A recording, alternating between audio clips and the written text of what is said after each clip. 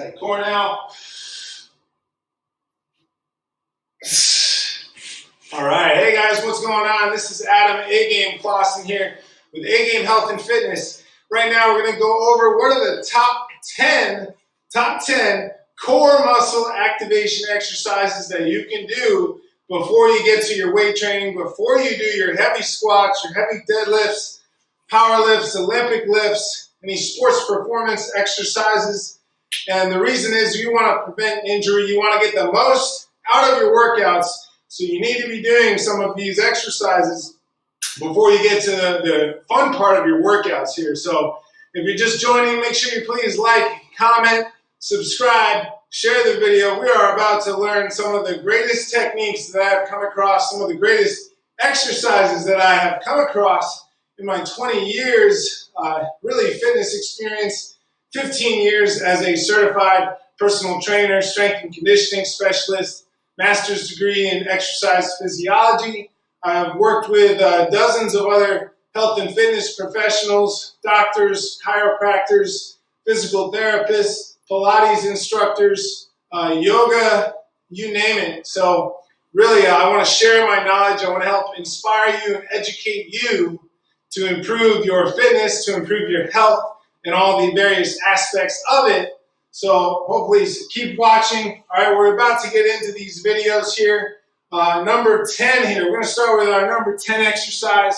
You're going to need a band. This is the only exercise you're going to need a piece of equipment for this core activation series. So what you're going to do is you're going to take that band, you're going to stand on one end of it, okay? And you're going to get a medium amount of resistance. And what we're going to do is just lean to the side, okay? We're going to repeat that 10 repetitions. Standing up tall, shoulders back, making sure to keep your head in the same position relative to your chest, okay? So you're leaning, make sure your head moves too. And what these exercises are going to do is strengthen those deep core muscles around the spine, the muscles that support and stabilize your spine, so that while you're doing your Olympic lifts or your power lifts or your strongman exercises or performance exercises, jumping, that we have a nice stable spine because we've spent time developing and strengthening those deep core muscles, not just the ones that you can see, okay? So now we're going to make sure we get the other side. So standing on the others with the other foot, holding on with the left hand, getting those bends to the side.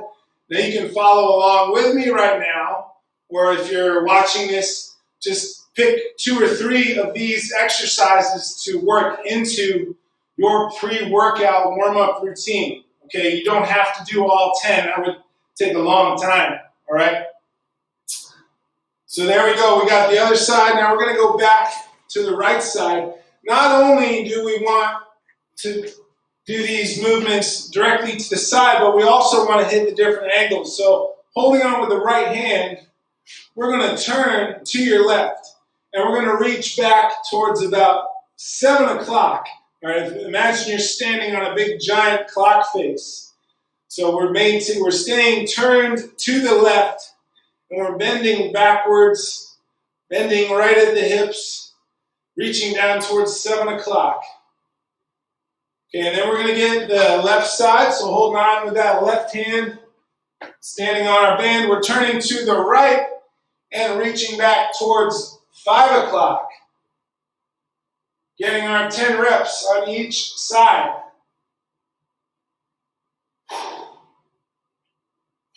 Good, and then we're going to go back to the right hand. This is our final band exercise here for core activation.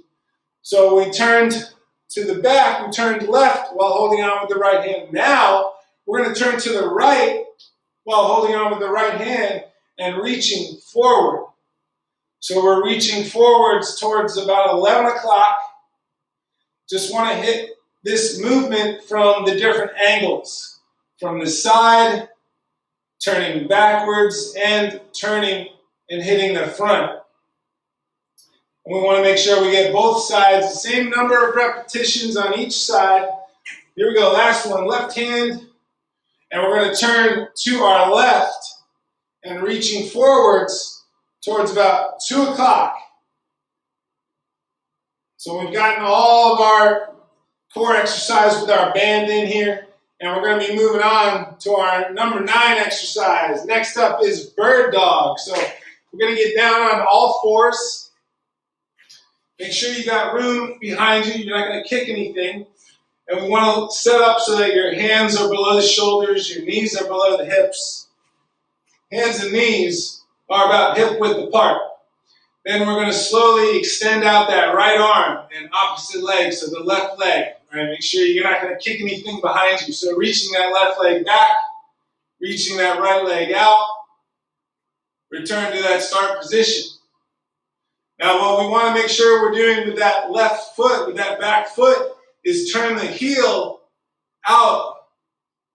And what that will make sure is that we're not lifting our hip.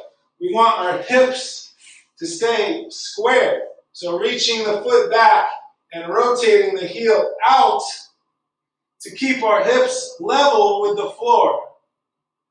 Okay, not reaching the leg up high. That's also going to help to keep our back flat by keeping our foot low to the ground. So we're going to get each side. Make sure we get the same number of reps on each side. Or we can alternate and do 1 rep on the right arm and 1 rep reaching out with the left arm. It's whatever you would like to do for this one. All right, so that is our number 9. Moving on down, number 8 here. We're going to get into a push-up position, and we're going to get our feet spread out, shoulder width apart, hands close together. Make sure the hips are low so that everything is making a nice straight line from your head down to your shoes. Okay. Then we're going to touch your left hand to the right shoulder and switch right hand to the left. And notice that the hips are not moving. Okay, that is very important. That is the big crucial point of this exercise. We don't want your hips moving all over the place. Okay, so we want to do these slowly and with good control, keeping that core tight. Take your time. Breathe. Pause when you touch your shoulder. It's not a race. Okay. When you start going too fast, you start losing that tightness in your core. You lose that control. Okay. So those are our number 10, 9, and 8. Before we get down to the next few, please take a minute just to like, comment, subscribe, share the video. We're talking about the top 10 pre-workout core activation exercises here, A-Game Health and Fitness. All right, moving on down. Number 7 is the side plank. All right, so there are a few different ways you can do the side plank. On the knees with 2 hands, a little harder on the knees with 1 hand, a little harder on the feet with 2 hands, and the hardest on the feet, 1 hand. Okay, now if you want to make it even more challenging, you can get up on your hand compared to your elbow.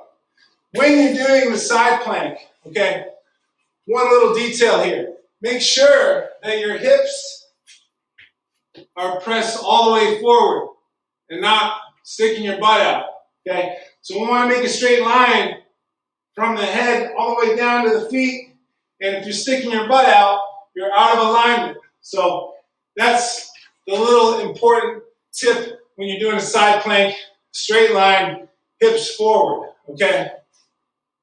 Now we want to make sure to get the other side. So let's hit that other side really quick. Whatever version you did on your first side, make sure you're doing the same version on the other side. We don't want to end up with a muscle imbalance. Just because we're stronger on one side doesn't mean we should do it on the toes and then do it on the knees on the other side that's weaker, okay? Number 6 now, just building off of that side plank a little bit, is the side plank with a hip lift.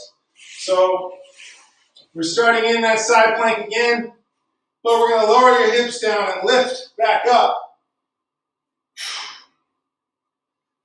Make sure you're keeping your hips pressed forward while you're doing this.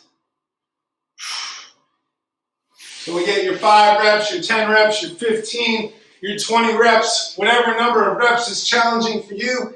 And then we get our other side. Exhaling at the top of each repetition. There we go. Number 5 here. Building again, side plank with a reach. So, getting in that side plank, we're going to reach down and through, all the way back, and then reaching back up. Reaching through as far as you can, reaching back up. You can also do this with a light dumbbell if you want to make it a little bit more challenging. Here we go. Let's do the other side. We're doing this exercise slowly. Good control. Not a race. Not trying to see how many you can get. We want to do as many reps as you can with good form. So when you begin to lose your form, that's when you stop. All right.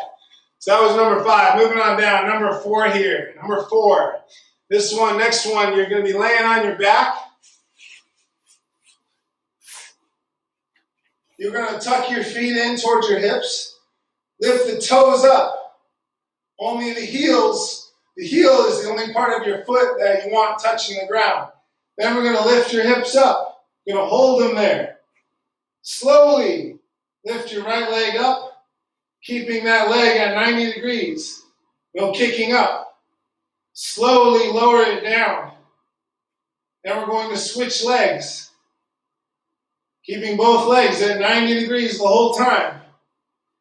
Again, slowly, 2 seconds up, 2 seconds to lower. Now when we go to switch, that's where we really want to focus on not letting your hips do any shifting. No dropping to one side.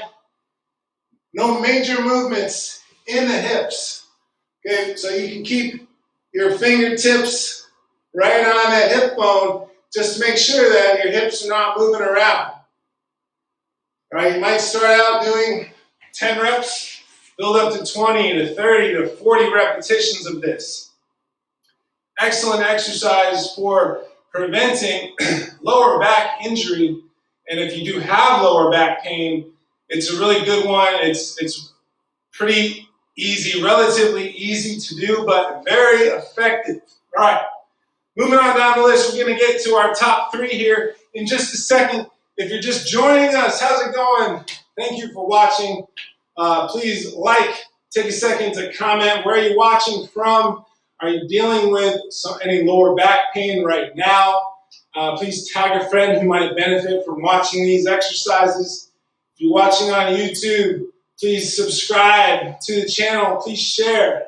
All right, here we go. Number 3. Heel taps, very similar position of our last one, the glute bridge march, but for the heel taps, your hands are going to be together, fingers touching, not overlapped, under your lower back, okay? Right where your back arches, and you're going to lay on your hands, all right? So laying on the hands, lift one leg up, lift the other. Now, lift your hips off the ground. So very important that you do not have your hands under your butt. That's totally going to defeat the purpose of this exercise, which is to use your core strength to prevent your hips from touching the ground while you lower one foot and then the other. Okay?